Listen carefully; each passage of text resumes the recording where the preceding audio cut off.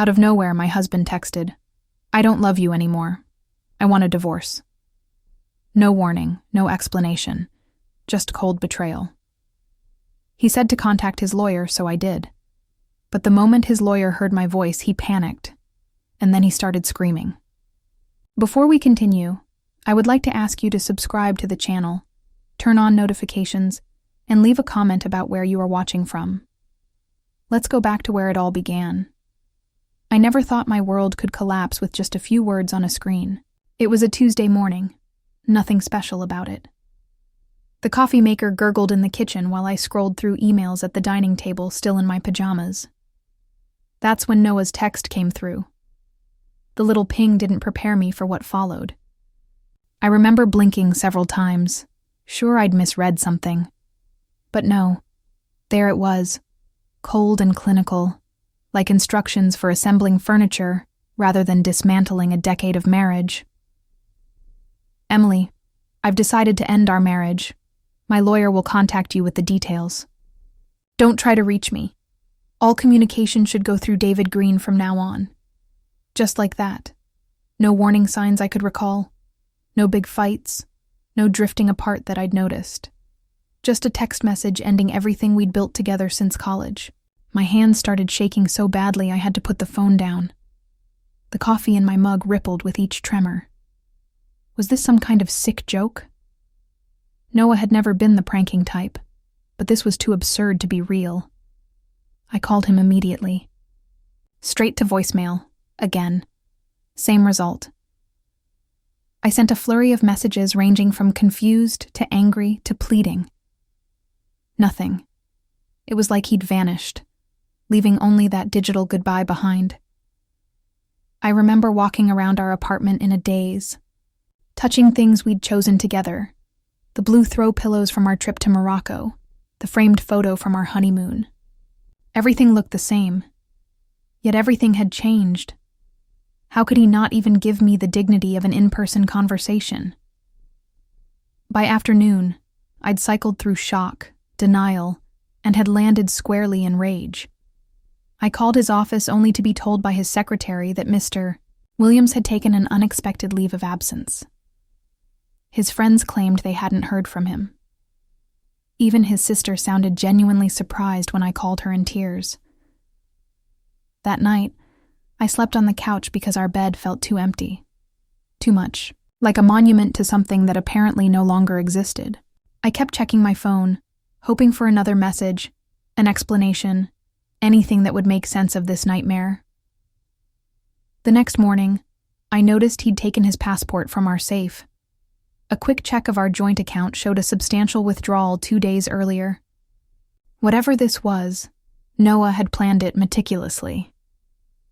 I found myself replaying every conversation from the past few months, searching for clues I might have missed. Had he been unhappy? Was there someone else? The questions piled up with no answers in sight. His clothes still hung in the closet.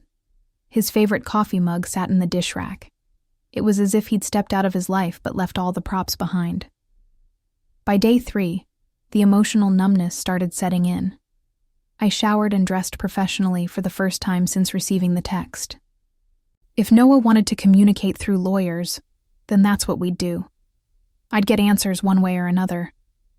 I remember standing in front of the mirror, eyes puffy but determined, applying mascara with a steady hand for the first time in days. If this is how he wants to play it, I told my reflection, then game on. The text that had shattered my world 3 days ago had also awakened something in me, a resilience I didn't know I possessed. Noah might have thrown away 10 years without a second thought, but I wouldn't break so easily. As I gathered my purse and keys, preparing to meet this mysterious lawyer, David Green, I felt a strange calm settle over me. Whatever Noah was hiding behind this cold, calculated exit had to be significant, and I was going to find out exactly what it was. Little did I know then that his cruel text wasn't just the end of my marriage. It was the beginning of a journey that would reveal just how little I knew about the man I'd shared my life with, and how much stronger I was than either of us had ever realized. The law office of Green & Associates screamed money. All gleaming glass, polished mahogany, and views of the city skyline that probably cost as much as our. My apartment. I straightened my jacket and put on what I hoped was a confident face before announcing myself to the receptionist. "Mrs. Williams to see David Green," I said, hating how my voice caught on the surname I might not keep much longer. When David Green finally emerged, he wasn't what I expected. Rather than the shark-like attorney I'd imagined, he was a fidgety man with thinning hair and glasses that kept sliding down his nose.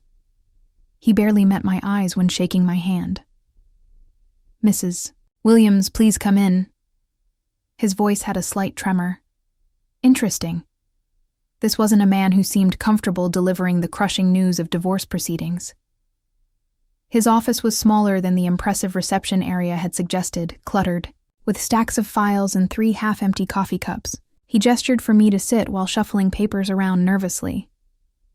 "I assume you're here about the situation with your husband," he said, still not meeting my gaze. "You mean the text message informing me that my 10-year marriage is over and that I should talk to you?" "Yes, that's exactly why I'm here." I'd rehearsed sounding calm and collected, but bitterness seeped through anyway. David winced. "Yes, well, I have the preliminary paperwork here." He pushed a folder toward me, hands noticeably shaking. "Mr. Williams has offered a settlement of $250,000 and wishes to expedite the proceedings." I stared at the number on the page. It was a substantial amount for most people, but nowhere near half of what Noah and I should have accumulated together over the years, especially with his executive position. That's it? 10 years, and I get a fraction of what we built together? I flipped through the papers, searching for details on the rest of our assets. David cleared his throat, adjusting his tie. "Mr. Williams believes this is a generous offer, considering the circumstances." "What circumstances?" I asked sharply. That's when something strange happened. David looked up, truly looking at me for the first time. His expression shifted from professional detachment to something that resembled pity, concern. "Mrs. Williams. Emily." He lowered his voice, glancing toward his closed door. "Has Noah discussed any of his financial arrangements with you?" "We have joint accounts," I said carefully, "and investments I'm well aware of." David gave a nervous laugh that held no humor. "Yes, well." He trailed off, then abruptly stood and walked to his window, turning his back to me. "Mr. Green, what aren't you telling me?" "Legally, I represent your husband's interests," he said to the window. "But I'm going to suggest something I probably shouldn't." He turned back, removing his glasses to clean them with a handkerchief. "You might want to hire your own attorney. A good one. Specifically someone with experience in financial investigations." My stomach dropped. "Are you suggesting Noah is hiding assets?" "I'm not suggesting anything," he said quickly, returning to his desk. "I'm simply advising you on standard procedure in high-asset divorces." But his eyes told a different story. "How long have you known my husband?" I asked. "Only recently," he admitted. "I don't usually handle divorces. I specialize in corporate structuring and offshore asset protection." The pieces started coming together. So Noah specifically sought out a lawyer who helps people hide money, not one who specializes in family law. David paled visibly. "I never said, you didn't have to." I gathered my purse, leaving the settlement papers untouched on his desk. "I think I'll take your advice about getting my own attorney." As I reached the door, David called out, "Mrs. Williams?" When I turned, he seemed to be struggling with something internally. Finally, he said, "Check the dates carefully, on everything." "What does that mean?" He shook his head. "I've already said too much. Noah is. He's very methodical. Nothing he does is impulsive. Remember that." Walking out, I felt like I was in some twisted financial thriller rather than my actual life. Noah, my Noah, the man who insisted we split dinner bills evenly when we were dating to be fair, who tracked our retirement accounts with meticulous spreadsheets, was apparently hiding something massive. The elevator down to the lobby gave me a minute to process. David's panic wasn't just professional discomfort. He'd realized something during our meeting.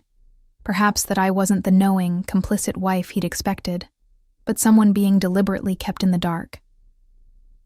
By the time I reached the street, my shock had hardened into resolve. If Noah thought he could discard me with a text and a pittance from whatever fortune he was concealing, he'd severely underestimated me. I hailed a cab and made 2 calls on the way home. First to the best divorce attorney in the city, and second, to my friend Jake, a forensic accountant who owed me a favor. The game had changed. Noah wanted a quick, quiet divorce? Well, he was about to get the opposite. Whatever he was hiding, I was going to find it. And judging by his lawyer's nervous behavior, it was something big enough to make David Green risk his professional ethics just to hint about it. The man I thought I knew better than anyone had become a stranger, one with secrets worth protecting at all costs. Little did he know, I was just getting started. They say knowledge is power, but in the days following my meeting with David Green, I felt anything but powerful. I was drowning in questions with no answers. Why would Noah hide assets? Where would he even begin to hide them? And why end our marriage so abruptly after 10 years? My new attorney, Caroline Winters, a formidable woman with a reputation for being relentless, wasted no time. "We need to follow the money," she said during our first meeting. "And we need to do it quietly before he can move things around further." The first step was gathering every financial document I could find. I turned our home office upside down, digging through file cabinets, checking every folder on our shared computer, and scouring old tax returns. Noah had always handled most of our finances, something that now seemed less like helpfulness and more like control. "Look for any businesses you might not recognize," Caroline advised. "Shell companies, investments that seem vague, properties you weren't aware of. And remember what his lawyer said, check the dates." That became my obsession. Dates. When had Noah started planning this? How long had I been living with a stranger who was secretly preparing to discard me? 3 days into my investigation, I hit a wall. Everything I found matched what I already knew about our finances. If Noah was hiding something, he'd done it, beyond the reach of our home. That's when I remembered Lisa, Noah's assistant. We'd always been friendly. She'd even joined us for dinner a few times over the years. If anyone knew Noah's professional movements, it would be her. I called her office line, half expecting her to screen me out on Noah's orders. "Emily?" She sounded genuinely surprised. I wasn't sure if I should call you. Noah said you two were having problems." "That's one way to put it," I said, trying to keep the bitterness from my voice. "Lisa, I need to talk to you, in person. It's important." There was a pause, then. "Noah told everyone not to discuss anything with you." "Did he say why?" "No." Another pause. "But I can meet you after work. Not anywhere near the office, though." We agreed on a coffee shop across town, neutral territory where none of Noah's colleagues would likely spot us. Lisa arrived looking nervous, constantly checking over her shoulder as if expecting Noah to materialize behind her. She'd always been poised and collected at company events. Seeing her so rattled only confirmed my suspicions that something was very wrong. "I'm probably going to get fired for this," she said, wrapping her hands around her coffee mug. "For having coffee with a friend?" I tried to sound casual. Lisa gave me a sad smile. "We both know that's not what this is, Emily." She lowered her voice. "Noah's been acting strange for months. Closed-door meetings that aren't on his calendar. Taking calls in the stairwell instead of his office. And the travel. He's been making trips that aren't in the company records." My heart raced. "What kind of trips?" "Short ones. Mostly to the Cayman Islands, sometimes Singapore or Switzerland." She fidgeted with her napkin. "And he's been moving money around. Large amounts. How do you know this? I accidentally saw some transfer confirmations when I was organizing his desk. We're talking millions, Emily, and they're going to accounts I've never seen before, not company accounts, not your joint accounts. The room seemed to tilt slightly. Millions? Noah and I lived comfortably, but we weren't millionaires many times over. At least I didn't think we were. When did this start? I asked, remembering David Green's advice to check the dates. Lisa thought for a moment. About 14 months ago, right after the Meridian acquisition, the Meridian deal. Noah had led his company's purchase of a smaller tech firm, a move that had been celebrated as brilliant. The stock had jumped, and Noah had received a substantial bonus, which, according to our joint account, had been around $200,000. Nowhere near the millions Lisa was describing. There's something else, Lisa said, leaning closer. Last week, before he sent you that text, he had me book appointments with 3 different banks, not our usual ones, and he had me courier documents to a company called Oceanic Holdings. I looked it up. It's a shell company based in the Caymans. My hands trembled as I took notes. Lisa, I can't thank you enough. Wait, she interrupted, pulling out her phone. I shouldn't do this, but...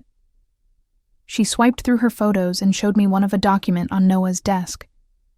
I took this because the numbers seemed so crazy. I thought maybe I was misunderstanding something.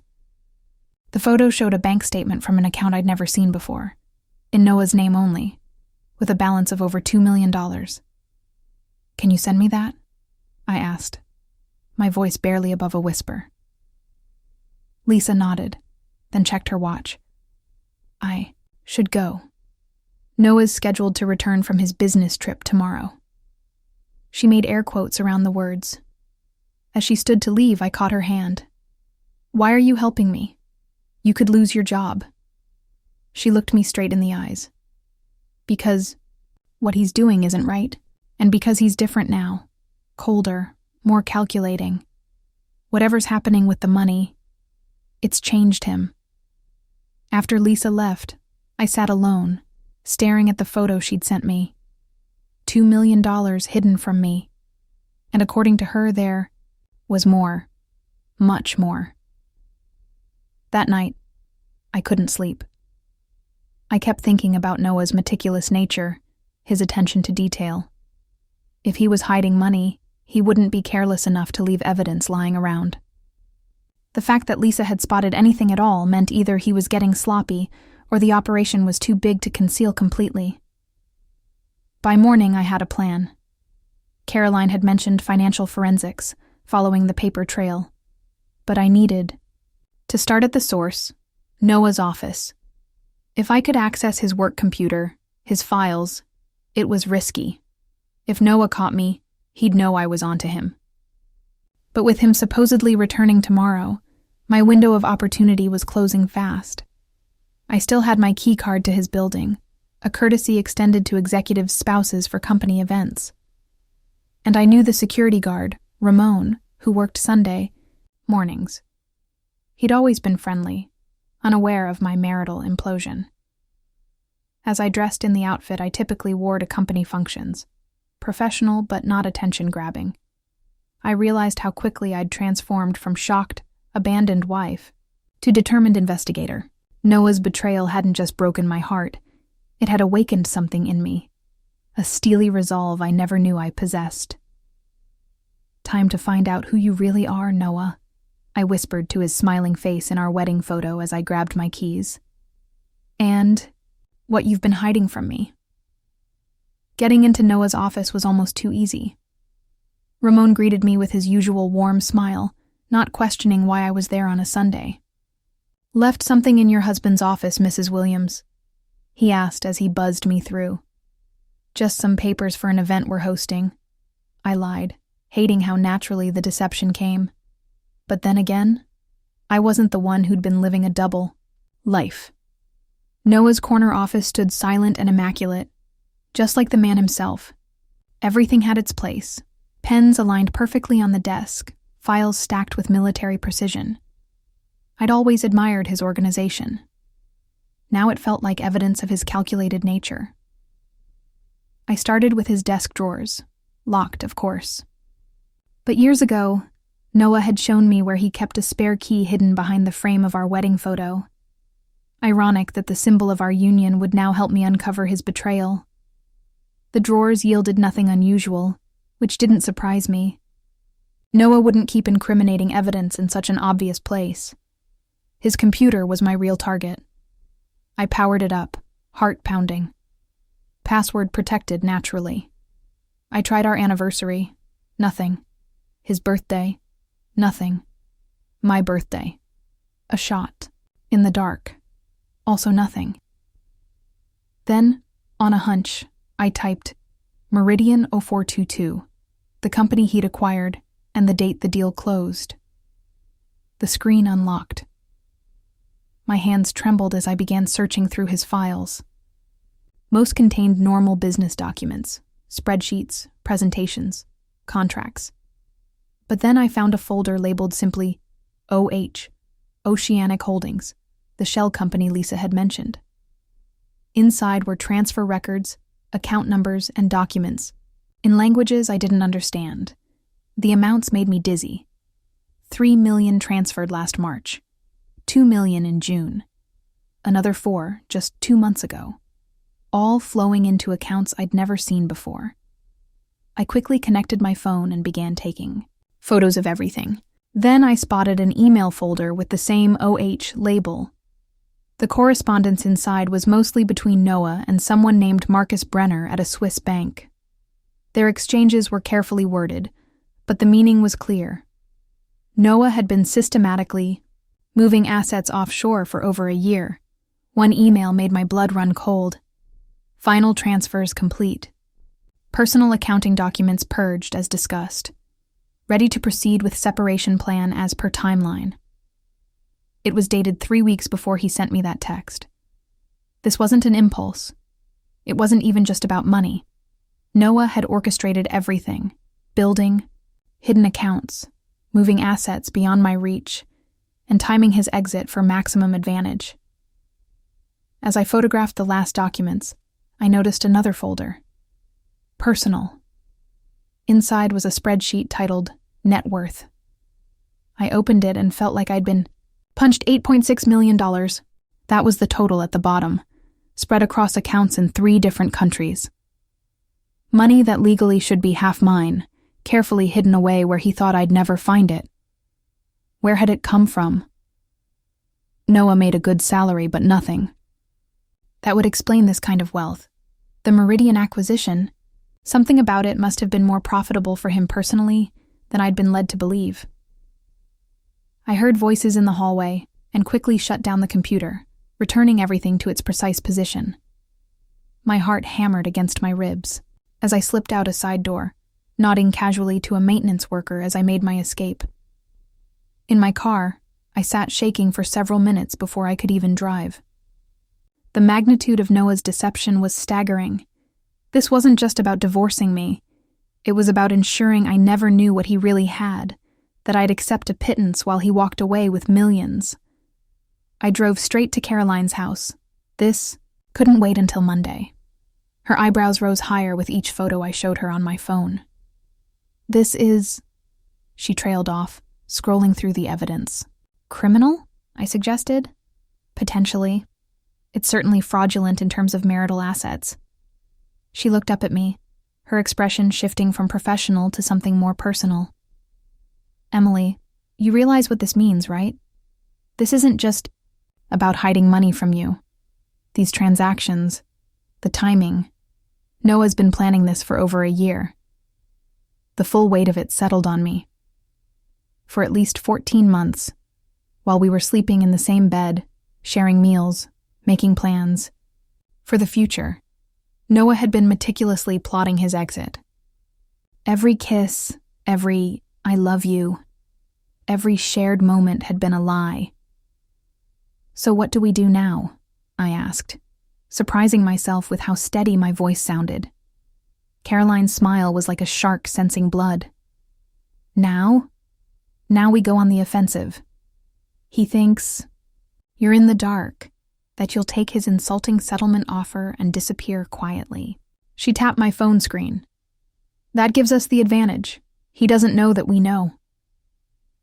As I drove home that evening, a strange calm settled over me. The shock and heartbreak were still there, but they'd been joined by something else. A cold, clear purpose. Noah had spent over a year building his escape plan. I was about to tear it all down.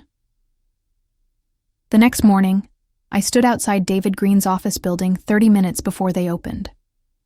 The night had been sleepless, but adrenaline kept me sharp.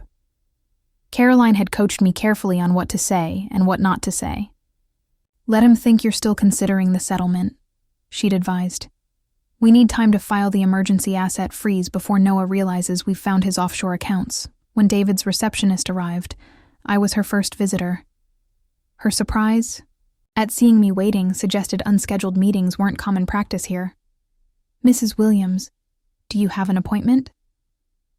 No, but Mr. Green will want to see me, I said with newfound confidence. Tell him it's about accepting Noah's offer. Those were the magic words.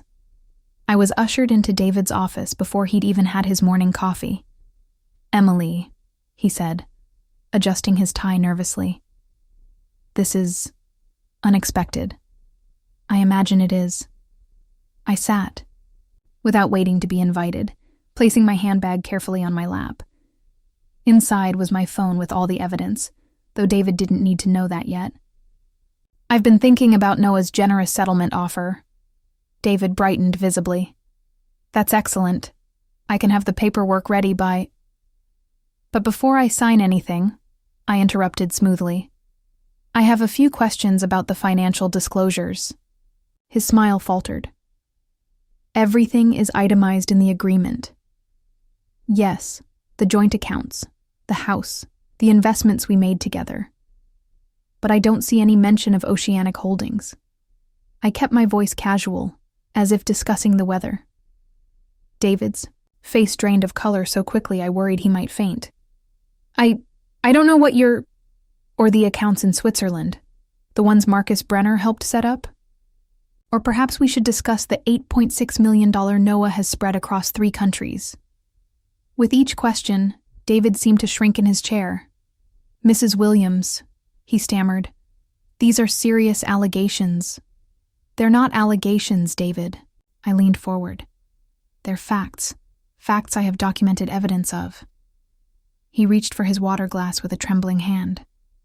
Noah assured me you were aware of his business arrangements. Did he? How interesting, considering he's been systematically hiding them from me for over a year. I crossed my legs, projecting a calm I wasn't entirely feeling. So either you knew he was lying to me, making you complicit in defrauding a spouse of marital assets, or he lied to you too, which raises serious questions about your due diligence. David's professional composure crumbled completely. He told me the separation was mutual, that you'd agreed to a simple, clean break with the settlement as discussed. He removed his glasses, rubbing the bridge of his nose. I never would have taken this case if I'd known. Known what, David? That Noah was hiding millions from his wife? That the settlement he offered represents less than 3% of his actual worth? Or that he deliberately sought out an attorney specializing in offshore assets rather than a divorce lawyer, because he knew what he was doing was wrong? The silence that followed was deafening. David stared at the surface of his desk, the conflict evident on his face. I'm filing for divorce today, I said quietly, with a petition for emergency freezing of all assets, including those held through Oceanic Holdings and any other shell companies Noah has established. My attorney will also be notifying the IRS about potential tax fraud. David's head snapped. Up. Tax fraud would be a criminal matter. Yes, it would. I stood gathering my bag. You have a choice now, David. You can continue representing a client who lied to you and used your services to commit fraud, or you can do the right thing. What would that be? He asked hoarsely. Call Noah. Tell him I know everything. Tell him my terms, Full financial disclosure, equal division of all assets, including those offshore, and a public apology for his deception. I headed for the door, then turned back. Oh, and I want it all in the next 48 hours, or my attorney files the fraud charges. As I reached for the doorknob, David spoke. He won't agree to that. He can't. His reputation will be destroyed either way. I finished for him. But this way gives him a chance to salvage some dignity. Back on the street, I called Caroline immediately. It's done. David looked like he might have a heart attack. Good, she replied. Our filing for the asset freeze is ready. Judge Wilson owes me a favor. He'll sign it today. By this afternoon, Noah won't be able to move a penny without court approval. The remainder of the day passed in a whirlwind of legal activity. Caroline's team worked with relentless efficiency, filing motions and serving notices. By 4 o'clock, the trap was set. My phone rang just after 5. Noah's name flashed on the screen, the first direct contact since his text. I answered but said nothing. What the hell do you think you're doing?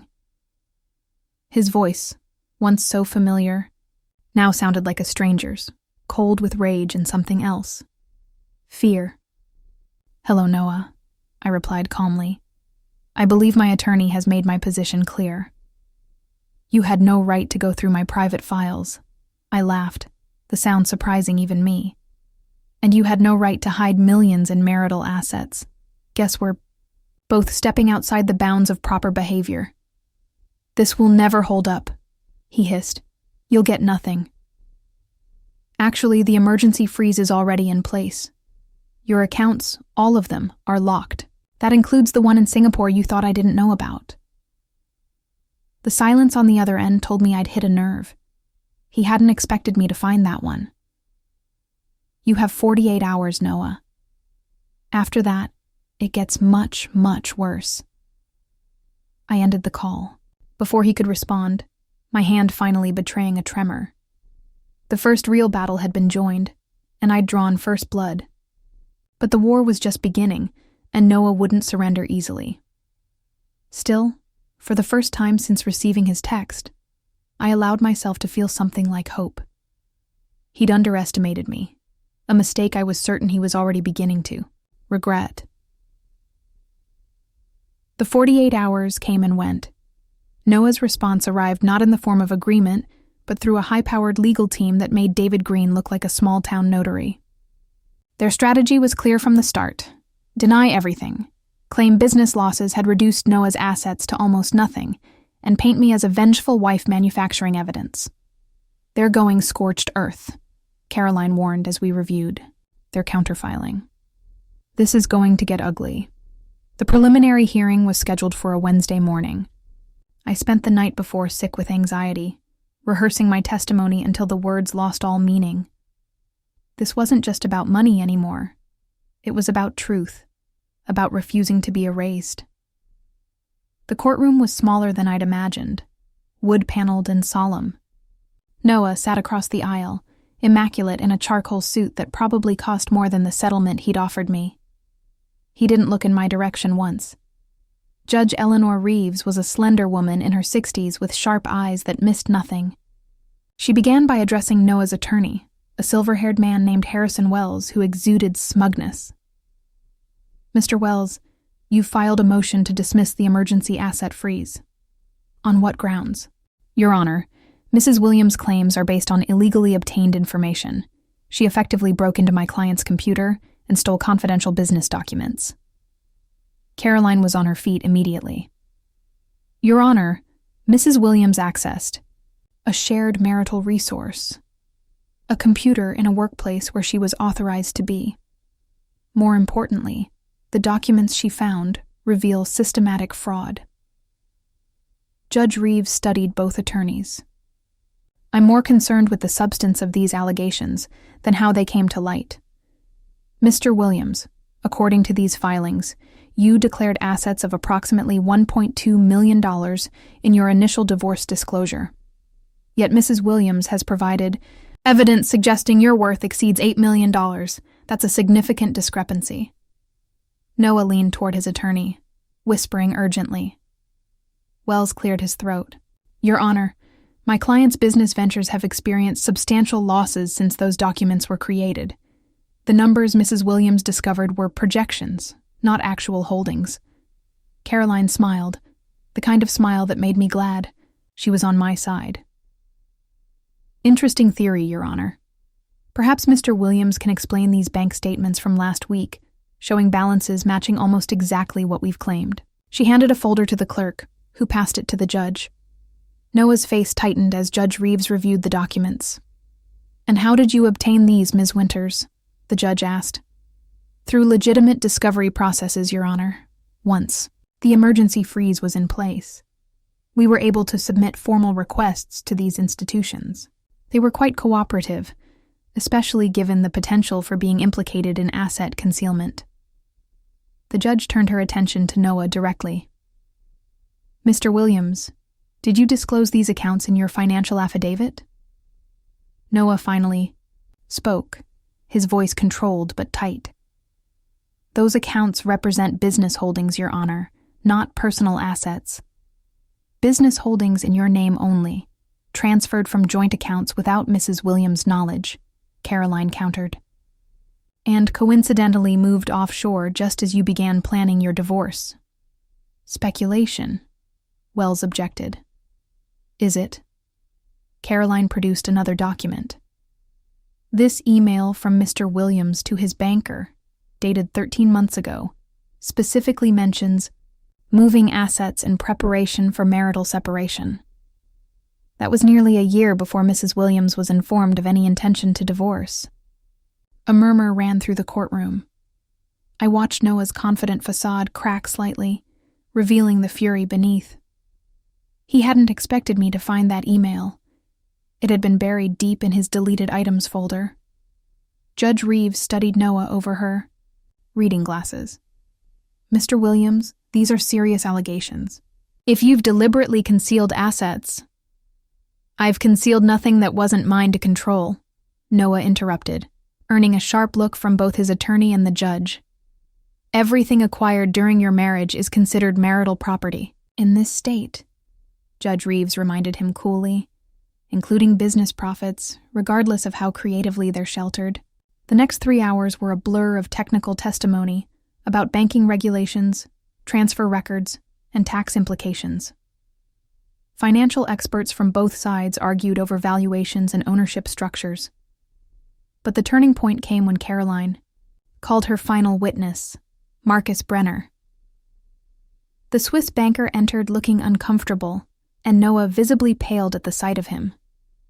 Mr. Brenner, Caroline began after he was sworn in, can you explain your professional relationship with Noah Williams? Brenner glanced at Noah before answering. I helped establish and manage several private accounts for Mr. Williams over the past 18 months. And what was your understanding of the purpose of these accounts? He shifted uncomfortably.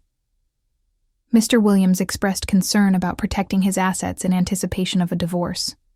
Wells objected immediately.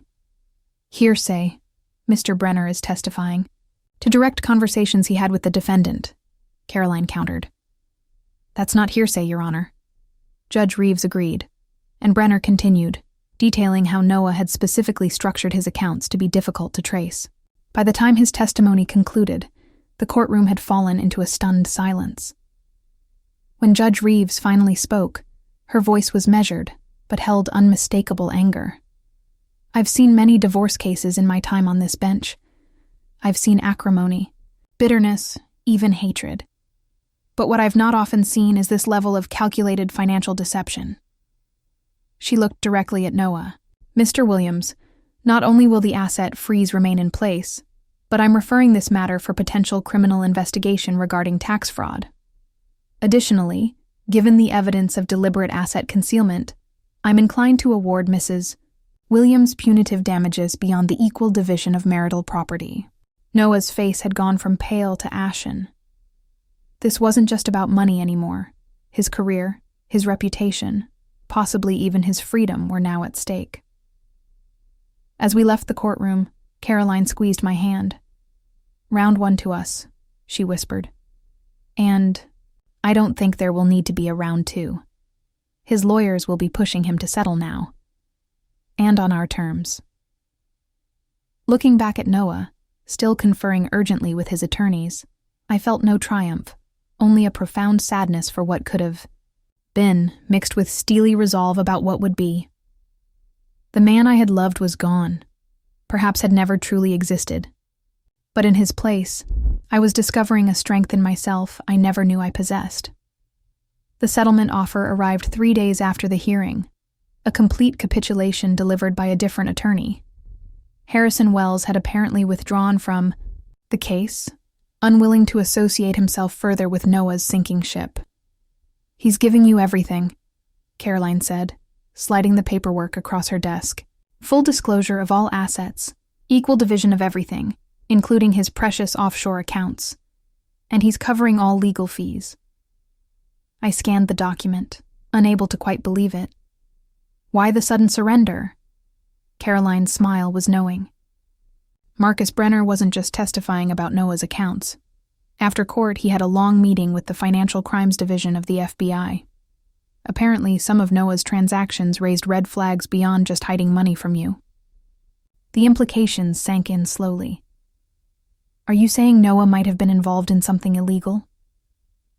Let's just say the Meridian acquisition that made him so wealthy so quickly is now under federal investigation for potential securities fraud. She leaned back in her chair. Noah's not just trying to settle a divorce anymore. He's trying to avoid prison. It was almost too much to process. The man I'd married, who'd insisted on strict ethical standards in our personal finances, might have been involved in corporate crimes? There's more, Caroline continued. Check page 12. I flipped to the indicated page and found a clause, stating that Noah relinquished all claims to their luxury penthouse apartment and vacation home. He's giving me both properties? Why? Because he can't afford to maintain them anymore. Caroline looked smugly satisfied. Word of the investigation leaked to the board of his company. He was asked to resign yesterday. No golden parachute, no severance package. Just a swift exit with security escorting him out. The image of Noah, proud, powerful Noah, being walked out of his building by security guards was difficult to reconcile with the man who dominated boardrooms and cocktail parties with effortless charm. Yet I felt no pleasure in his humiliation, only a deep weariness. There's one more thing you should know, Caroline said, her tone softening. The woman Noah's been seeing. Woman? I interrupted, the word like a slap. What woman? Caroline looked genuinely surprised. I'm sorry, I thought you knew. Our investigators found evidence that Noah had been involved with someone for about 9 months. A Vanessa Keller. She worked at his company. A mistress. Of course, there was a mistress. The final piece of the cliché fell into place, making the picture complete. Noah hadn't just been hiding money. He'd been hiding a whole life. Is she named in the settlement? I asked, surprised by how calm I sounded. No, but she's relevant because according to our sources, she left him yesterday too. Apparently, dating a disgraced executive under federal investigation isn't good for one's career trajectory. I should have felt vindicated, perhaps even pleased at this total collapse of Noah's carefully constructed new life. Instead, I just felt tired. So he's lost everything. Everything he valued. Yes. Caroline regarded me thoughtfully. Does that bother you? After what he did? I considered the question carefully. I don't wish him suffering. I just wanted what was rightfully mine, and for him to face consequences for his actions. Well, he's certainly facing them now. Caroline gestured to the settlement papers. Do you want to sign? I picked up the pen she offered, but paused before signing. What happens to him now? That depends on the federal investigation. Best case, he pays fines and serves no time. Worst case, she shrugged. White-collar prisons aren't exactly maximum security, but they're still prisons. As I signed my name on page after page, I thought about the text that had started it all. So cold, so impersonal. Had Noah really believed I would simply fade away, accepting the crumbs he offered while he enjoyed his millions with his younger girlfriend? The arrogance was staggering. 1 week later, I was standing in Noah's, now my, penthouse apartment, watching movers carry out his personal belongings. Per the settlement, he was allowed to take only clothing, personal effects, and premarital property. Everything else stayed with me. My phone buzzed with a text. After everything, he still couldn't face me in person. I understand the movers are there. Please ensure they don't take the Patek Philippe watch from the safe. It was my father's. I stared at the message, remembering the day Noah's father had given him that watch, how emotional Noah had been, how he'd promised to treasure it always. It was one of the few times I'd seen him truly vulnerable. I walked to the safe, dialed the combination, and retrieved the watch case. For a moment, I considered ignoring his request, a small revenge for the callousness of his goodbye text. But that wasn't who I wanted to be. I handed the watch to the head mover. Make sure Mr. Williams gets this. It belonged to his father. Later that evening, alone in the expansive apartment that now felt both foreign and oddly peaceful, I received one final text from Noah. Thank you for the watch. It's the only thing of value I have left. I didn't respond. There was nothing left to say. The man whose financial empire had crumbled had built that empire on lies. To me, to his colleagues, perhaps even to himself. Now he was facing a future as empty as the one he'd tried to leave me with. They say living well is the best revenge. As I looked out over the city lights, glass of wine in hand, I wasn't thinking about revenge at all. I was thinking about tomorrow, and all the tomorrows after that. Days that now belonged entirely to me. 6 months after signing the settlement papers, I stood at the edge of the Grand Canyon, watching the sunset paint the ancient rocks in shades of gold and crimson. The vastness before me matched the expansiveness I felt within, a sense of possibility that had been absent for so long. Magnificent, isn't it? Said Sophia, my traveling companion and newly discovered friend. We'd met in a support group for divorced women that Caroline had recommended. Not because I needed emotional support over losing Noah, but because I needed guidance on how to rebuild a life that had been so intertwined with someone else's. It makes everything else seem so small, I replied, breathing in the clean desert air. Even 8-figure divorce settlements. Sophia laughed, especially those. This trip, a 3-week journey through America's national parks, was the first true vacation I'd taken for myself. During my marriage, travel had always revolved around Noah's business trips or carefully scheduled luxury getaways where he could still check email 3 times a day.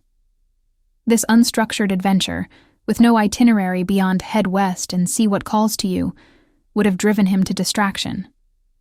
My phone hadn't rung with Noah's name since that last text about the watch. I'd heard about him only through news reports.